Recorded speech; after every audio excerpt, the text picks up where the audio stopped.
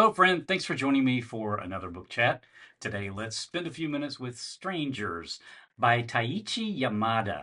This book was originally published in Japan in 1987, and I read an English translation by Wayne P. Lammers, which came out in 2003. So, Strangers by Taichi Yamada. I wanted to read this because the movie All of Us Strangers is based on this book. And I saw that movie last year and I loved it. And so I really wanted to read the book to see, how it compares with the movies as I typically like to do. So, spoilers here. You really don't want to know a lot about this book or movie.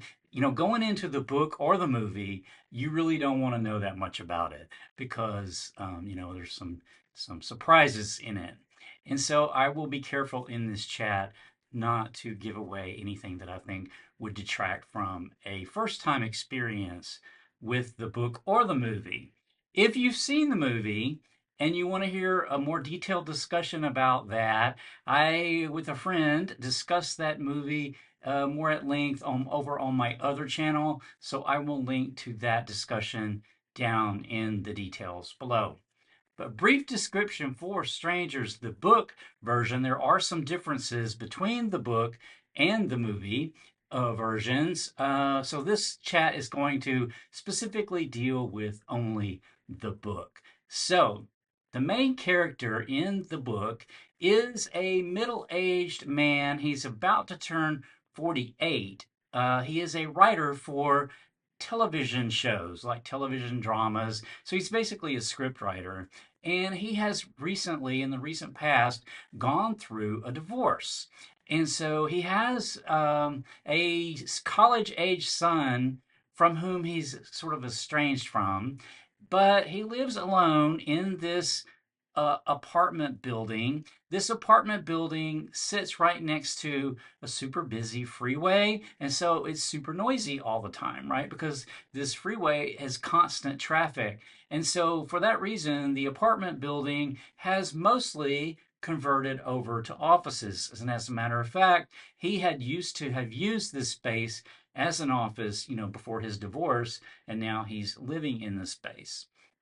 So as the book starts, as the book opens, he notices one night that even with this constant din of traffic, that the building seems awfully quiet and deserted. And so, he sort of comes to realize, he goes out in the parking lot and whatnot, all the cars are gone. He comes to realize that it's possible he may be alone in this building. He's not. There's another person there who we meet through the course of the book, and I won't go into that too much.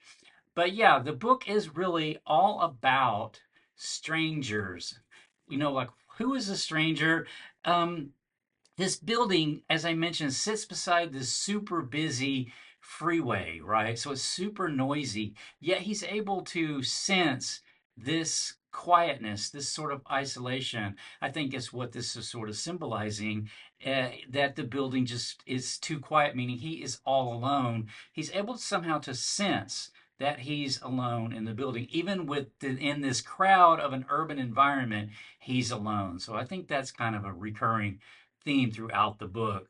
And then another theme, I think, is loneliness. So, he's a lonely person, although he doesn't really realize it. He is isolated, as I mentioned, but he doesn't think of himself as a lonely or alienated type person. He doesn't have those like conscious thoughts.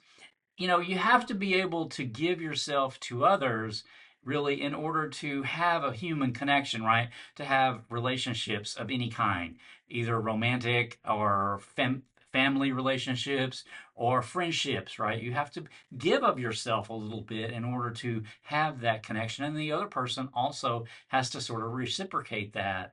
Otherwise, you don't really have a connection. There's a quote from the book that I think sort of describes this sort of feeling of urban alienation that is described throughout the book. And the quote says, "My neighbor on the third floor was not in the entertainment industry, of course, but she belonged to essentially the same urban culture. I doubted she could navigate her daily existence completely free of empty compliments.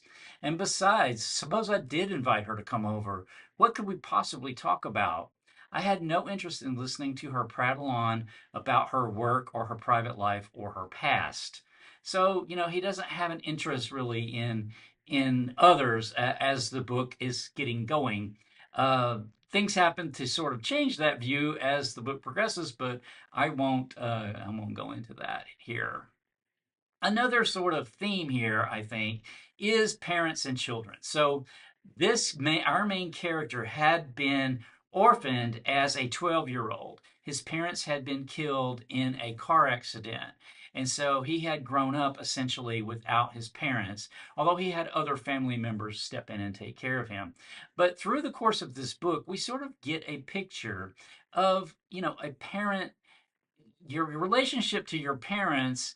If you have a happy family, you have this relationship with your parents where you feel safe and loved, right? So that connection exists. So the connections that he's missing in his life, like with his ex-wife, as well as friendships and neighbors and things like that, comes more easily, to a person within their family relationships, right? And so I'm probably not explaining that correctly or very well, but so, just imagine if you could, as an adult, our main character is 48 years old. Imagine if you could go to your parents and they treat you like you're still a child. Like how safe that, if you remember what that was like things are taken care of for you. Like in the book, it's mentioned how like a mother will like fuss over her kid, to make sure that like they have something to eat, and that they don't that their clothes are clean and things like that. And then the father, sort of, playing games and suggesting games and outings and things like that. This is the type of relationship that a child can have with its parents, and which is missing in, once you grow up, you have to form those on your own. They don't. It's not something that grows organically like a family does, if that's making any sense. And so the challenge then would be to actually grow your own, right, in your adult life with strangers that you meet around you. You have to get to know, or else you're going to be alone. You're going to be lonely and alienated. So strangers.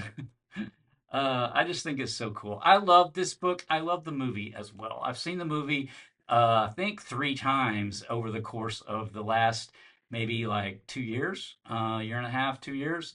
And I really like the movie.